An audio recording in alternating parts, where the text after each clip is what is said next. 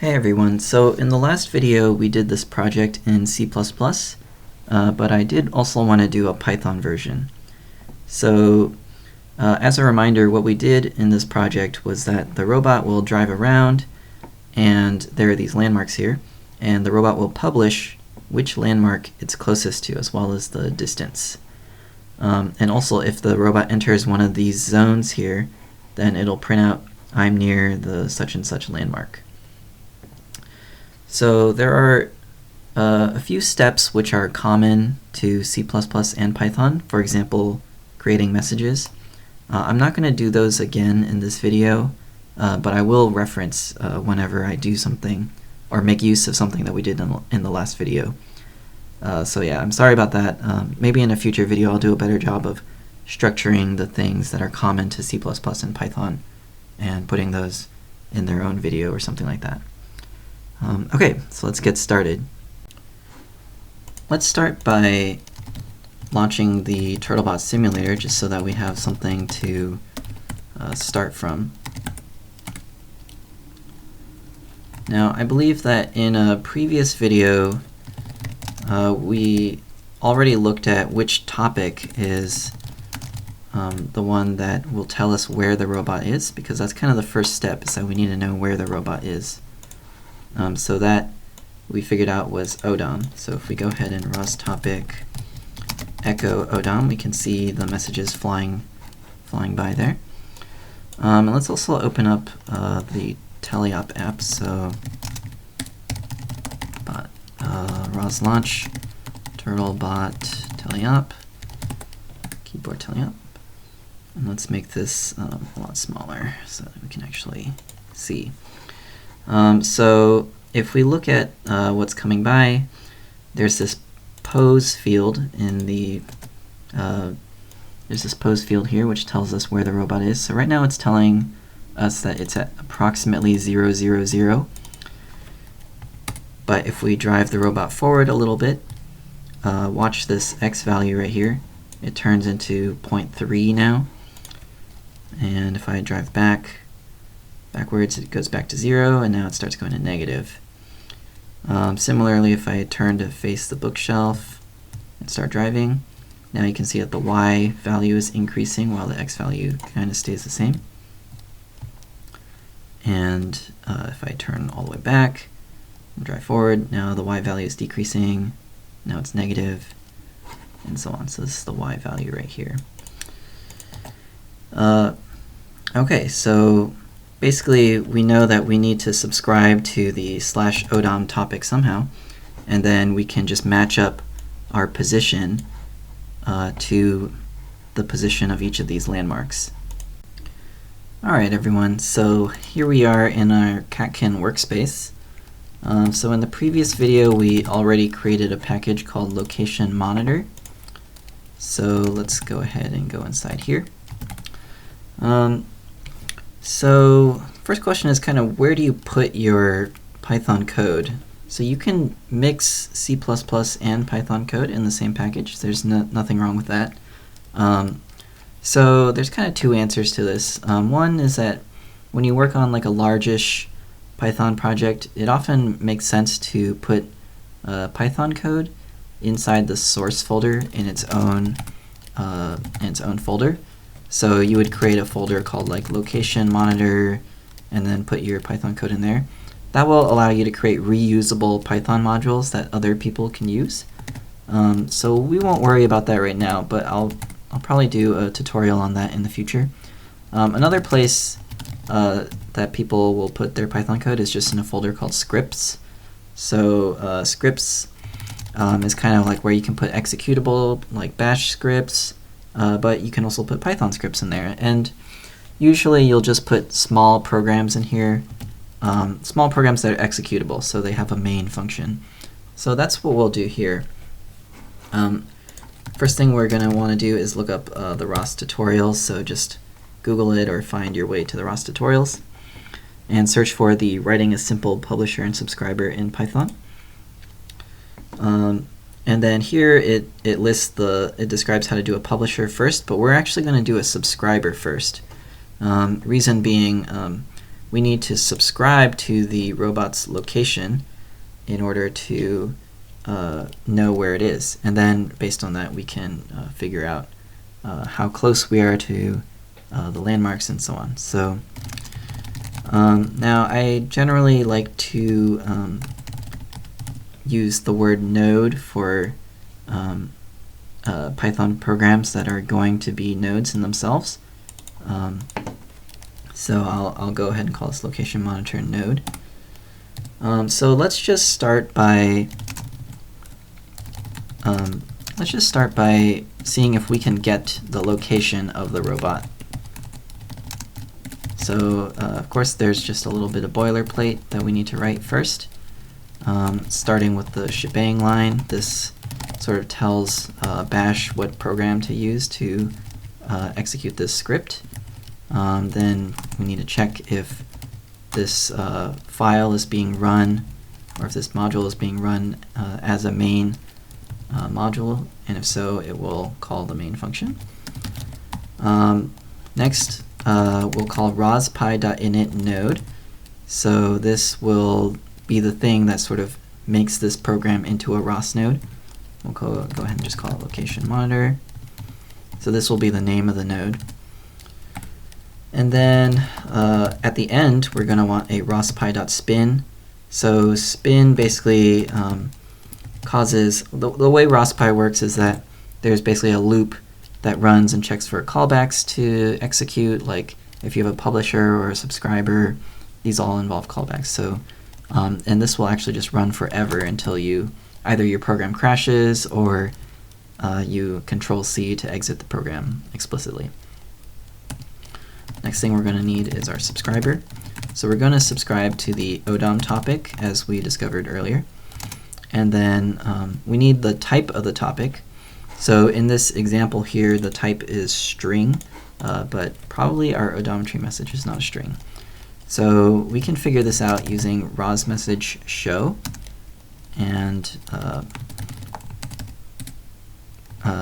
well, sorry. Let's look at the ODOM topic. Oops. I closed the Turtlebot simulator earlier before starting recording, so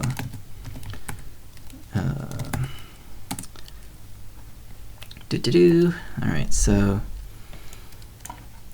this is running. So now we can we know that we want to subscribe to the ODOM topic. So if we say ROS topic type and then type in /ODOM, we can see that the type is nav messages odometry. So I'll go ahead and copy that to my clipboard. And now you can say ROS message show nav messages odometry, and this will show you what the message actually looks like. So for right now, we just need to know that it's nav messages odometry.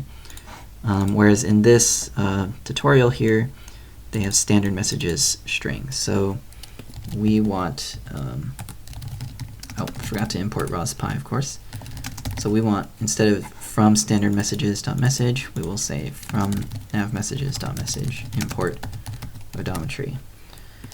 So the way that this format works is that nav messages is the name of the package in which the message is defined. And then there's just always a message namespace where all the messages can be found. So the distinction between nav messages and the .message namespace will become clearer later once we look at how to make reusable Python modules.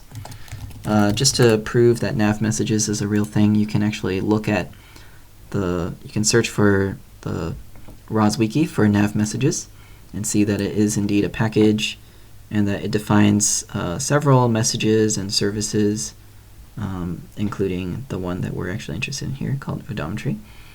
You can also click right here to see what the message type looks like, but it's actually a little bit easier to just recursively see the structure of this message just using ROS message show. And you can see that what we're looking for inside of this odometry message is, well, the top level field is this one, this pose field. And then inside this pose, there's another field called pose. And then inside this pose, there's a field called position.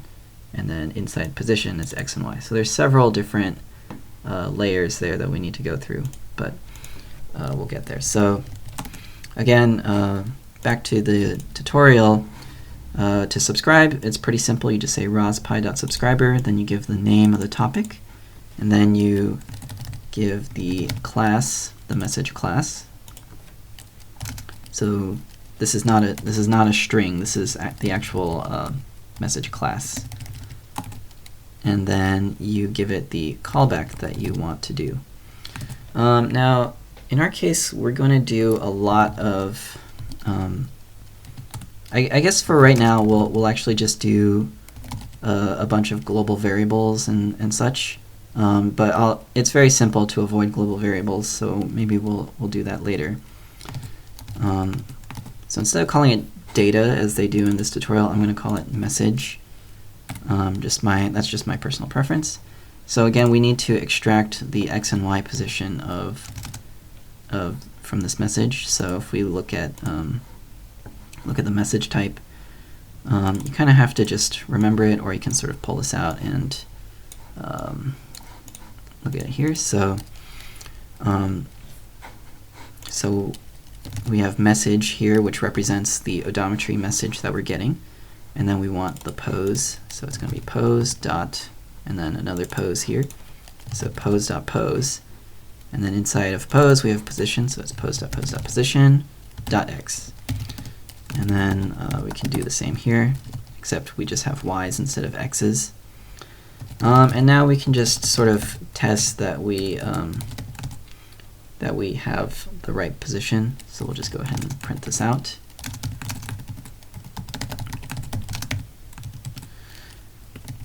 And let's see if we did this right. So, all right. So we probably don't need this anymore.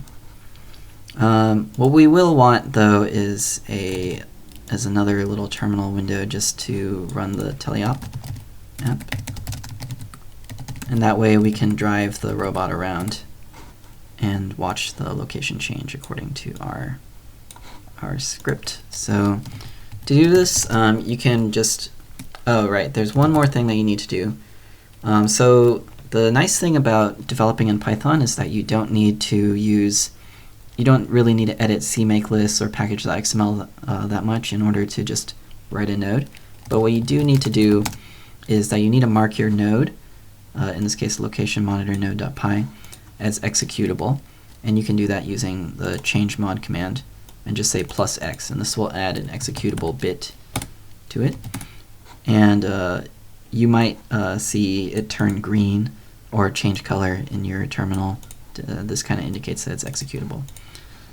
So you can run ROS run location monitor, and now location monitor node .py.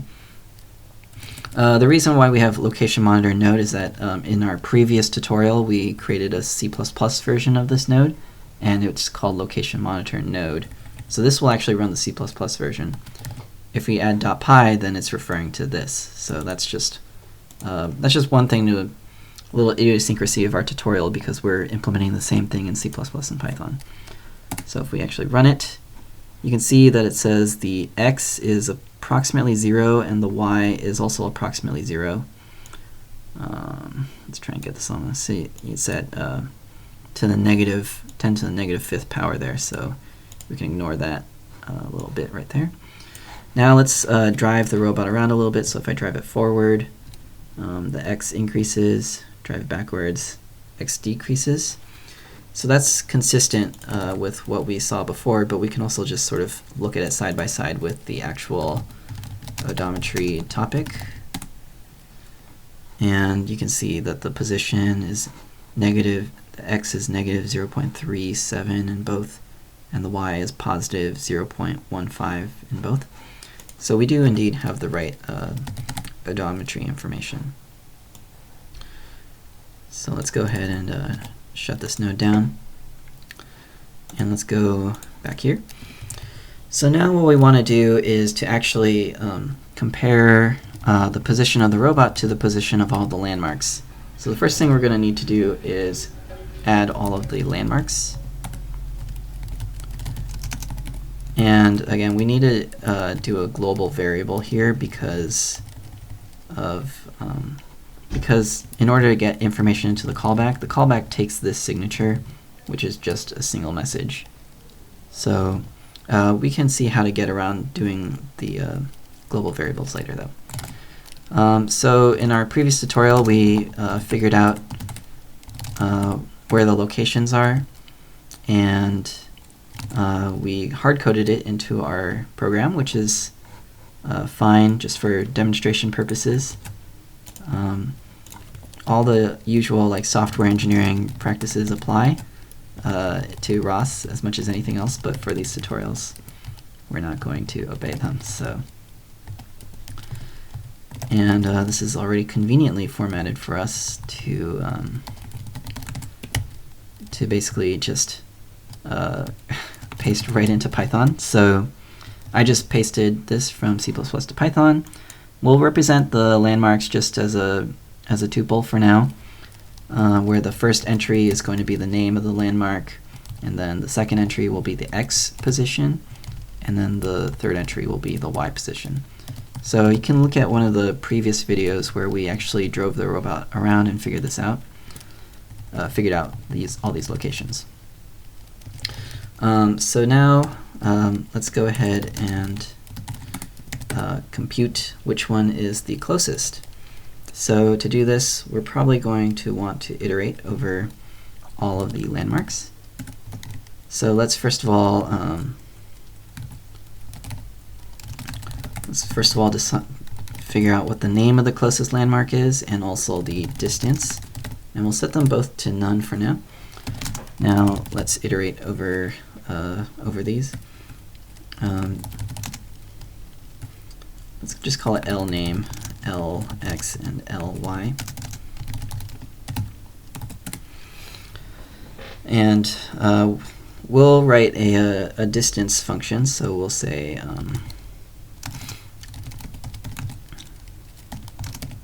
we'll just compare the distance between the robot's position and the landmark. And then we'll say, so on the first iteration, closest distance will be none. But on subsequent iterations, we'll just check if the distance is less than the closest distance, which means we found a landmark that's closer. Then we'll go ahead and assign the closest to LName, and make sure to update our closest distance also to the smaller one.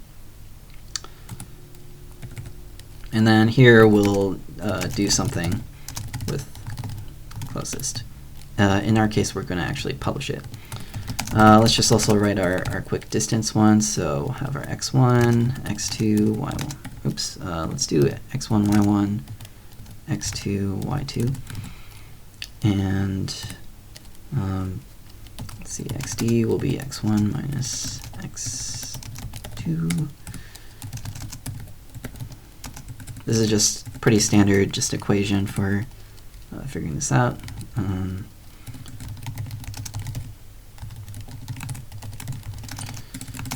I can't type right now, but here we are. So this is just a little convenience method for us. And let's just go ahead and print it out since we know how to print stuff with rospy.loginfo. So we'll just print out the name of the closest landmark. And this needs to be named properly. All right, so let's go ahead and give this a try and see if it works. Okay, so it looks like I forgot to import math. So I used math.square root without importing it. Sorry about that. Okay, so right now it says that the robot is closest to the bookshelf. We'll see. It looks about right. Yeah, it's probably closest to the bookshelf. Let's drive the robot around a little bit more. So let's drive it towards the cube and see what happens. So now it says that it's closer to the cube. than the bookshelf. The bookshelf is over here. So that looks about right. Alright, so I've come back to our code. Now, instead of printing out closest, we want to actually publish closest to a topic so that other people can subscribe to our topic and figure out what's the closest landmark. So in order to do that, we scroll back up to the top of the publisher subscriber tutorial, and you can see how to do a publisher. So basically what you need to do is that you just say rospy.publisher, pass in the name of the topic to publish to, as well as the type of message that we're going to publish to. And then you just call publisher.publish. So let's go ahead and do that. First thing is we need our message type. So in our previous tutorial, we created this message type called landmark distance. It's very simple. It just has a string for the name and a float for the distance. So the way that this works is that you type in the name of the package, location monitor, and then there's the dot message namespace, and then we're going to import landmark distance instead. So I have a quick comment about something that we actually did wrong earlier, which is that when you create a message, you actually want to put your messages into its own package called something something underscore messages. And there's good reasons for doing that involving both C++ and Python. So in C++, you don't get like this nice message namespace. So whenever you create a message, it just goes into a folder with the same name as your package. So it would be like landmark distance.h. This is how you would include your message in C++. And you can imagine that this might be a problem if you wanted to create your own class called landmark distance. And so actually the way you would use this is something called landmark distance. So now if you create a class called landmark distance,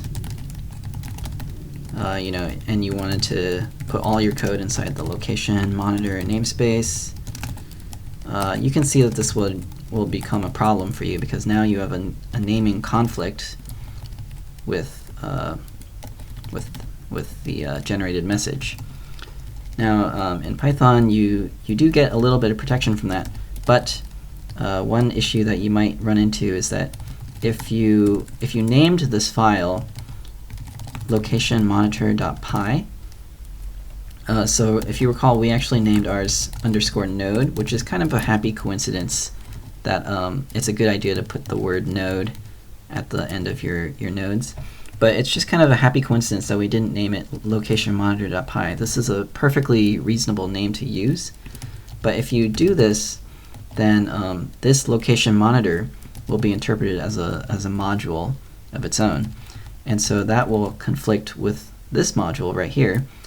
And if you try running it, it'll actually complain that it can't find a .message attribute inside of this module, what it thinks is this module.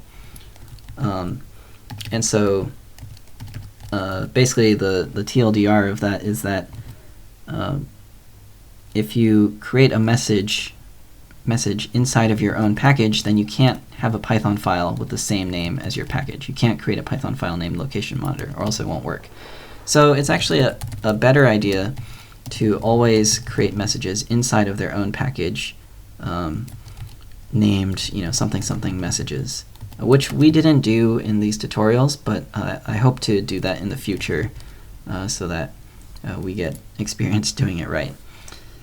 But for now, we'll just ignore that issue. One issue that we can't ignore anymore is just the number of global variables that we have. So now we need to create a publisher, and in order to give the publisher to this callback, we're going to need to create a global variable publisher, and that's just no fun. So let's actually go ahead and just make a class instead called landmark monitor. It'll And we'll actually pass in the publisher as an argument to this class. We can maybe pass in the landmarks also. So now we have, and we'll just go ahead and make our own copies to it. Distance can stay as its own function. Distance doesn't really have anything to do with landmark monitor, so we'll leave it there. But now what we'll do is that we'll actually create the landmarks inside of main. So let's go ahead and do that. And then let's go ahead and create our publisher. So we'll say pub is equal to rospy.publisher. So we're just copying this line here. The first argument is what topic we're going to publish to. So in this case, we'll publish to closest landmark. And then the second is the message type. So that's landmark distance, which back at the top of the file we already imported. And then that's the publisher. So now we can create our landmark monitor, which we'll just call monitor, landmark monitor, and then we'll actually pass in the publisher and the landmarks. And so now, now we've got a copy of this. So this landmark monitor is a way of sort of avoiding all these global variables, and instead now the publisher and the landmarks, which would have been global variables before, are now instance variables of this class. So we're doing well here. And then we'll actually move the callback inside of the landmark monitor. So now what we need to do is that in our subscriber, instead of just telling it to to call the callback, we'll actually pass in the monitor's callback. So this is the monitor that we just created, and we want to call the monitor's callback, which is here. And we'll pass in self also, because all classes need to have self. So now instead of landmarks, we're going to be self.landmarks. And we can maybe just take a pause right here and make sure that this still runs. So let's go ahead and run this. Looks like it's still operating just fine. We can even pull up our trusty teleop app here and see what happens if we try driving towards the Jersey barrier. Let's see, what do we have? It says the closest is the barrier now. Okay. Now remember, our goal was to publish the closest landmark instead of just printing it out to the console. So to do this, we'll create a message, landmark distance, and then we'll fill out the fields of this message. So if we look at the message again, the two fields are called name and distance. So we'll fill out the name with closest name, and then the distance, distance is equal to the closest distance. And so now instead of printing it, we will publish it using the publisher. And it's very simple, it's just publish. So that's pub.publish right here. And then we'll publish the message. So if you look at the tutorial and you look carefully at the types that are being passed in, this is actually just a native Python string that they're passing in. And this is just one of the things that you can do in ROS.Py that you can't really do in ROS CPP. So in ROS.Py, you can sort of pass in the fields of the message directly instead of creating the message type and publishing that. And it sort of does the magic behind the strings to convert this native Python string into a standard messages string. And if you look at standard messages and look at the string documentation, you'll see that its only field is a string. And so ROS.Py is able to take this native string and then figure out that needs to go inside of here before publishing. And this works with more complicated data types. So you can look at the ROS.py documentation, and it explains the different ways in which you can call publish. But I think that it's generally a good idea to be explicit about your types. For one thing, let's say there were multiple fields in here. So instead of publishing like name and distance, you added in a field in the middle and it changed the order. So then your whole program is going to be messed up. Whereas here, if you change the order of your fields, like you add a new field to your message, it doesn't really matter what order you fill this message out in. So it's just a little bit safer to do this, I think. So again, let's run this. Okay, and then it says that we should specify the queue size here. So I kind of ignored that in the beginning, but when you create your publisher, pub equals ROS.py publisher, notice that they explicitly set the queue size, which we do not do. So we'll just set it to 10. It doesn't matter too much for our purposes what the queue size is. So now notice that before we were printing out a whole bunch of stuff, and now it's printing out nothing. That's because we took out the log info, but we are publishing. So let's go ahead and take a look.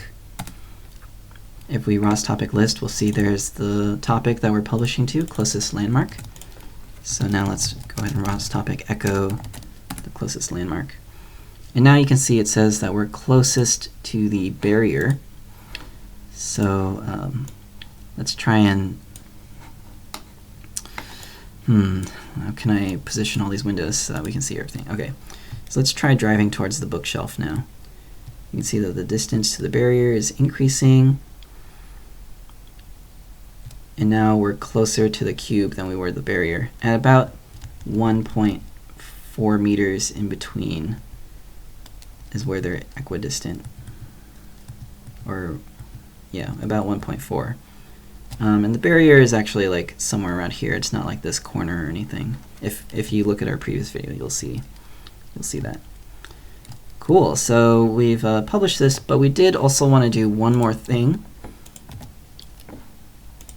which was to also say I'm near the, and then the name of the landmark, whenever we're sort of within 1 meter. So that's a pretty simple extension. We'll just say if the closest distance is less than 1, then we'll go ahead and output, let's see, I'm near the, and then the name of the landmark. So we'll go and format this closest name. So let's run this now. So now, in addition to publishing where we are, right now we're within, oh, you know, I think our zones were supposed to be 1 meter in diameter and not, so actually to accomplish that we need a 0.5 radius. So let's run this again. So yeah, we're not that close to the bookshelf, as you can see. But now, let's see, can I arrange these windows? All right. But now if I drive up a little bit closer to the bookshelf, now we're near the bookshelf. And now we can point it towards the cube. And now notice that the output has sort of stopped. And now we drive up a little bit closer to the cube. And now it says I'm near the cube. Okay, so in summary, we were able to subscribe to the robot's location in Python, and then also publish the name of the closest landmark. And then we also, sort of as a bonus, we print out when we're in one of these zones near the landmarks. So in a future video, I hope to talk more about various software engineering aspects of building large Python projects, and also do more C++ and move on to other ROS topics as well. Thanks very much for watching, and don't forget to subscribe for more videos.